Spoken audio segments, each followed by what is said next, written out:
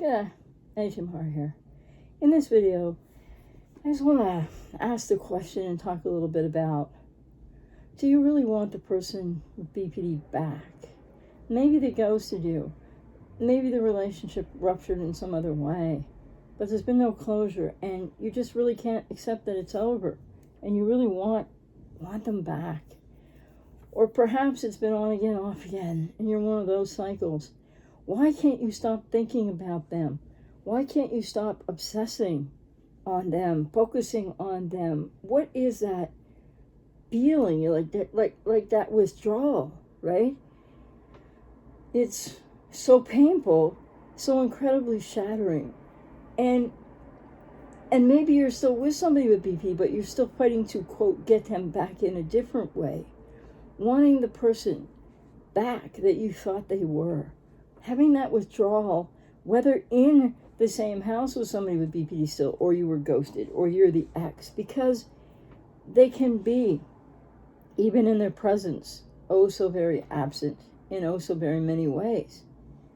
Why is this so compelling for you, though, in any one of the situations that you could possibly be in, where mostly people ghosted who are exes, but it can happen for people that are just in a being split, valued, and getting the silent treatment, or it's opposite, and you're not being seen and you're not being heard. So there's this withdrawal. There can be every time that a person with BP distances from you, let alone ghosts you, or if the relationship was, had to end in whichever way it ended. So the withdrawal, the feeling that you just have to get this person back.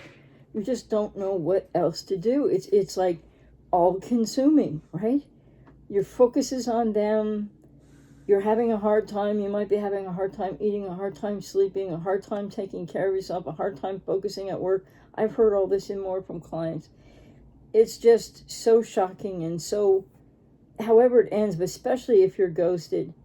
And why is this the case? Well, you're actually, not knowingly, not consciously, but you're missing the chaos and the drama and the walking on eggshells and the intensity and so much more. And why would I say that? That might be like, I'm not missing that stuff.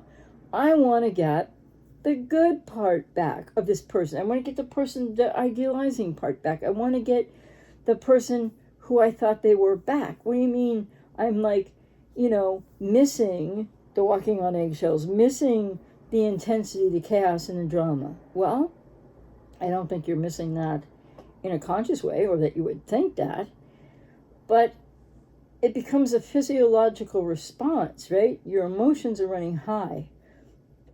You don't understand, or you might now, but lots of people are coming new to this, right? This is happening to them now. And some people, they still don't understand what's going on.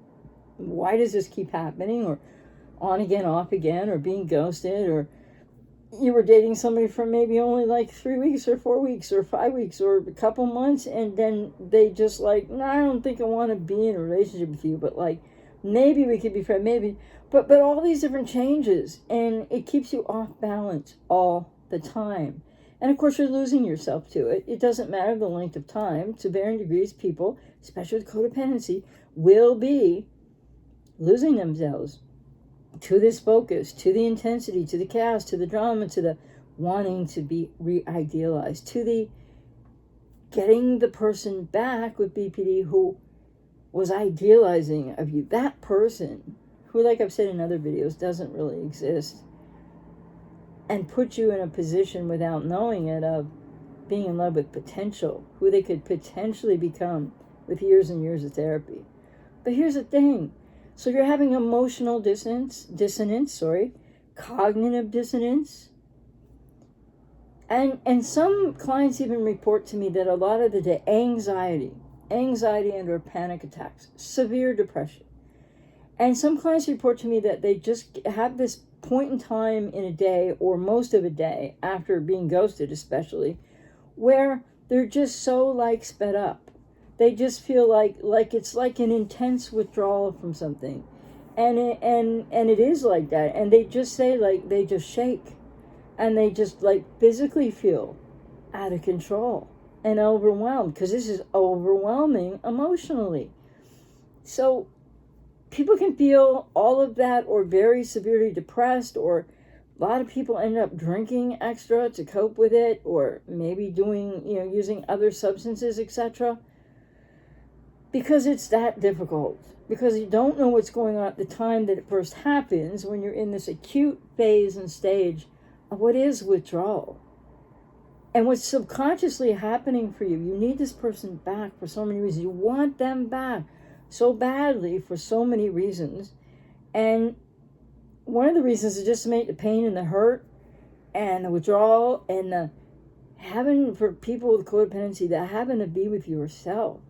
Especially in the world we live in right now. Different areas of the world is different, but some people are still really self-isolation or lockdown. And some places are opening up, but it's just still not, quote, what it was, unquote. So it's still really, that's impacting people even more so. But the thing is, you want them back, and you're having all these different feelings, whatever it may be, right? The subconscious aspect is missing the intensity, the walking on eggshells, the chaos and the drama, because what are you going to do now, right? It's hard for people with codependency to suddenly just be on their own, when a lot of what being in a relationship with somebody, that the intensity, the walking on eggshells, the chaos and drama, might be, quote, crazy making, unquote, to you, but yet it keeps you occupied. It keeps you away, like I've said in other videos recently, keeps you away from your own pain. Okay, well, so now you're probably hurting it really badly, and you're starting to feel some of that pain, plus the pain of what just happened. So part of really wanting them back is just to make all that pain go away. Plus, people invest time and energy in getting to know somebody. You fall in love with them to whatever degree it's healthy love in terms of a codependent relational pattern. It's not, it's not interdependent, right? It's codependent. And the thing is, though, so what's at the bottom of all this, really? With everything else that's included in the mix of why you want that person with BPD back so badly that you can't think about anything else all day long. And like I said, you might not be sleeping well, you might not be eating right, you might not be able to focus at work. I've heard all this from clients and more. You're feeling out of control. And boy, is that, that needs to be unpacked a little bit. Why? Because this goes to the aspect of people with codependency who don't, largely control in mean or overwhelming ways, or ways that are really hurtful to somebody. But you do need more control than maybe you realize, or have needed, depending where you are in this journey. Because you are dependent, that's the part of codependent, you are dependent on their intensity, their mood swings, their ups, their downs, their chaos, their drama, their intensity. Because the more you're focused on them and helping them or rescuing them, trying to make it right, trying to have a good night, a good 2 weeks, a good week, a good day, it's how people with codependency, without realizing it, are avoiding that pain, that internal pain inside. So there you are, and now you're alone. And the other aspect of this too is, not only are you alone with, can be physical withdrawal symptoms as well as emotional in a way. You're feeling out of control, whatever you're experiencing, but you can't stop focusing on them. Because if you stop focusing on them, you're going to feel your own pain again. And people with codependency do have, varying degrees. Everybody's different, right?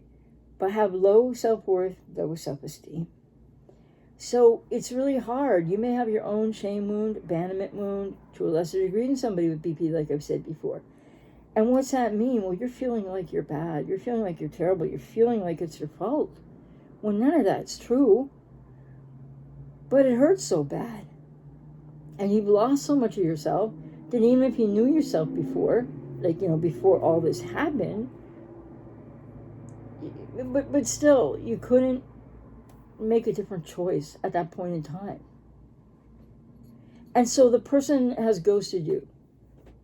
And this is all happening for you, or it's still happening after a period of time weeks, a month, 2 months, maybe even longer for some people, and you're still in this state of the focus on them, of, waiting to be hoovered, maybe getting hoovered, maybe trying to get them back, maybe strategically, as I've had clients explain this to me, strategically trying to contact and then, wait and see what happens, and then try to work around to, because the pursuit of getting them back is all consuming to a person who, emotionally speaking, inside yourself, you may have known yourself very well for whatever your job career is, and in other ways. But interpersonally, relationally, no, you've lost so much of yourself. And so you're looking, in a way, not to actually reclaim yourself like people with BPD, but you just want to get out of how this feels. And it really feels so bad for maybe a multiple amount of reasons, multifaceted reasons. But the key thing I wanted to say in this video, because there's lots of other things to talk about, was that it is that you're feeling out of control. Because so many people with codependency, that out of control can mean so many different things. You can just be sped up, wound up, can't stop thinking about them. Maybe you are physically shaking, you are emotionally a wreck, or you're severely depressed. All these different reactions and others I'm not even mentioning. And all you know is if you could just get them back, or if they would just call you back, or you could reverse hoover them and just get an answer, you could start working on that process, especially if this has happened before and it's on again, off again, and they have cycled around before. It's so difficult. And the thing that you need to know is that this constant thinking about them, pursuing them, and avoidance of yourself, self-abandonment, is not something you're doing on purpose. It's something that is really hard and difficult for people to try to stop doing, right? That takes getting into a healing recovery process, and it takes a lot of effort, and it is so incredibly difficult, especially in the beginning days to weeks, and for some people a month or more, a few months and longer. There's just so much going on inside emotionally, and you're so used to helping and rescuing or trying to rescue, but you're used to enabling them. And now it's like you're left alone, and that's not good for people with codependency. Because with codependency, the very nature of the word is you're somewhat dependent and reliant on, you're externalizing onto the person with BPD, helping them as they're having different iterations of not exactly reliance all the time. Some can be clingy and needy, and some are really going to split and devalue and ghost, and maybe come back and maybe not, and around and around. And the key thing to remember there too is when it's around and around, on and off again, the cycles speed up. And it happens faster and more often until it kind of peters itself out, if that's the way it goes. And you get hurt more and more and more and more. Losing yourself more and more and more. The withdrawals will get stronger. Some people report, well, after 4 or 5 times, they kind of got the lay of the land, and maybe that doesn't happen for everybody. But the withdrawal sense, the out of control feelings, the wanting them back so badly, that's really happening for you, yes, in part in the here and now, for that person with BPD. But it's also the cry of your wounded inner child, who wants that moment, that time, that incident, whatever it was when mom or dad or both hurt you, in whatever way they did. You want that moment back. You're in pursuit of that in a very subconscious way, along with the pursuit of getting primarily the ex with BPD back, right? But this can be happening in relationships where people just really take a lot of space or time, or, they have an episode blow up, and then it just things are so tense and not the same. People can feel, to a lesser degree, out of control and very alone, even though they might be sitting at the end of the same room that the person with BPD is in. This is really compelling, and part of starting to work on this, but when you're, well, you know what, I'll do that in another video, because what I wanted to say here is really to focus on when you're in this place of wanting them back. All focused on that, can't stop thinking about them, and everything I've already said in this video. It's really hard to interrupt that. And truthfully, when I have clients in that place, sometimes they really have to play it out.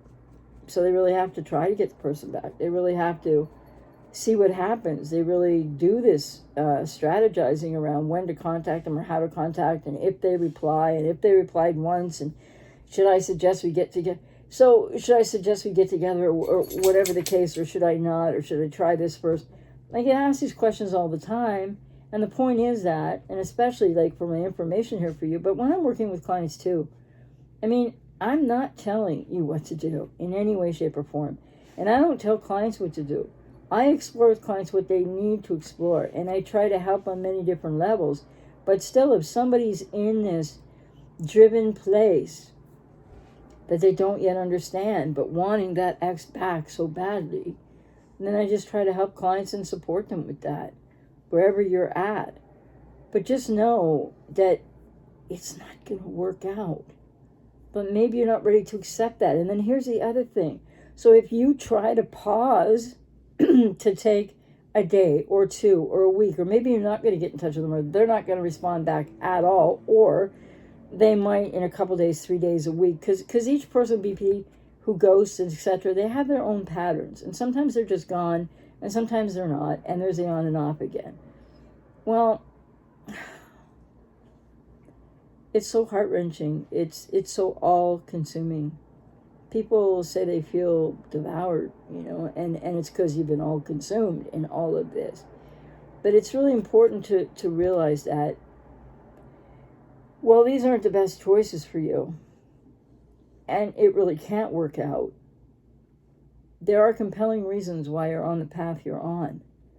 And that's where it's important to get into a healing and recovery journey. But it's also hard. And the other thing I was just going to say quickly in wrapping up here is, and then this, so you've been ghosted, or you had a breakup with it, whatever the case, and you're in this state that I've described, and you can't stop thinking about them, and you're looking at the social media, and you're feeling shaky, or you're overwhelmed, and the withdrawal feeling, and the emotional cognitive dissonance, and it's just all too much to take, and then like, who am I anyways, and you don't stop to ask, what about you? Many people don't stop to feel their own pain, just driven more to escape their own pain, but as they know it, only just to get the ex back. And for men, I'm not saying men do this more than women. I mean, maybe, but, everybody's different. But for men, then another thing kicks in. You want to call up a buddy, you want to talk about how much you're hurt and can't. You might want to call a brother or father. You might want to talk, and nobody gets it. Because if they haven't experienced it, they don't understand, right? And then you're really isolated and left alone with it.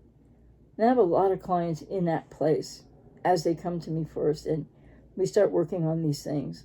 So just know the pursuit of wanting the ex back so badly, yes, part of you wants them back really badly in the here and now, but more, it's your inner child screaming for the parent from a time of woundedness.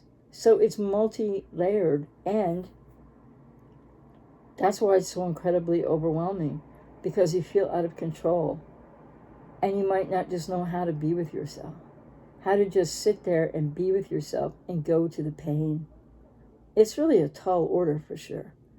But just know all the pursuit in the world of the ex. I'm not saying people can't get an ex back, but they don't usually get an ex back to have it work out with BPD. They don't usually get a BPD ex back that lasts. It's on, off, on, off, on, off. Back, devalue, split, ghost. Back, devalue, split, ghost. Which, again, this wasn't happening 10 or 15 years ago. So I think about that. I may have more coming on that, because it's so, it's terrible for everybody concerned. And why have the patterns of what was really the most common patterns of people with BPD 15 years ago, why is that so vastly changed? But at any rate, if you can resonate with what I'm saying here, I am out here to help you if you want to work with me. But aside from that, you need to really try, well, I don't want to say the word try.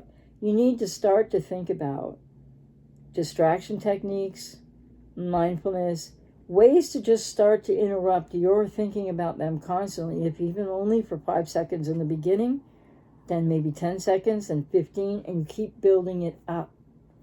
And the best way to do that, you can start journaling.